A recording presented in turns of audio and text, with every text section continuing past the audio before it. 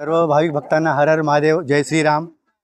आज एक वर्षापासून आम्ही पाठपुरावा करत होतो। ज्या दिवशी आमचं महादेव मंदिराची स्थापना झाली त्या दिवशीपासून आमची आमदार साहेबांना मागणी होती की आम्हाला इथं फार त्रास होतो, योगा क्लास चालतात, महिला येतात जातात, प्रत्येकांना त्रास होतो येण्या जाण्याचा, इथं पेवर ब्लॉक करून मिळावं। आणि बरोबर वर्षानंतर आज जेव्हा नगरसेवकांचे मार्गदर्शक एकनाथ भाऊ यांच्या आदेशानुसार जेव्हा योगेशजी मुंडे आणि सुहासजी कल्याणकर हे नगरसेवक झाले, त्यांच्या मार्गदर्शनातून जे काही प्रोसेस झालं आणि आज त्याच्या माध्यमातून आमचा रिझल्ट इथं दिसायला आहे की आज हे पेवर ब्लॉक बसण्याचा शुभारंभ झाला आणि 2-3 दिवसात काम सुरू होईल। त्यामुळे आम्ही सर्वांचं पहिला प्रथम बालाजीराव कल्याणकर आमदार साहेब यांचं हार्दिक आभार मानतो। नंतर एकनाथ भाऊ ज्यांनी अहोरात्र प्रयत्न करून मागे लागून आम्ही त्याच्यानंतर जे उरलेलं काम आहे ते आपले सुहासजी कल्याणकर आणि योगेशजी मुंडे, आणि यामध्ये सर्व भावी भक्ताचा आणि आमच्या संस्थेच्या कार्यकारिणीचा पाठपुरावा करायचं यश आहे। धन्यवाद। हर हर महादेव।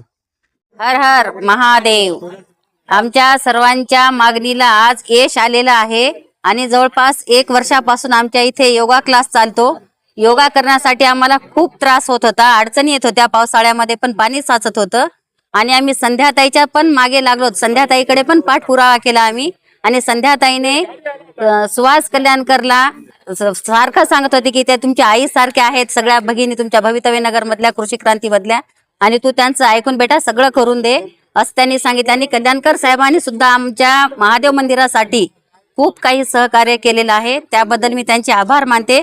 आणि सगळ्यात जास्त आमच्या लेडीजला त्यांनी खूप प्रोत्साहन दिलेलं आहे आणि आमच्या मागण्या सुद्धा त्यांनी मान्य केल्या आहेत, त्यामुळे मी संध्याताईचे खूप खूप आभार मानते।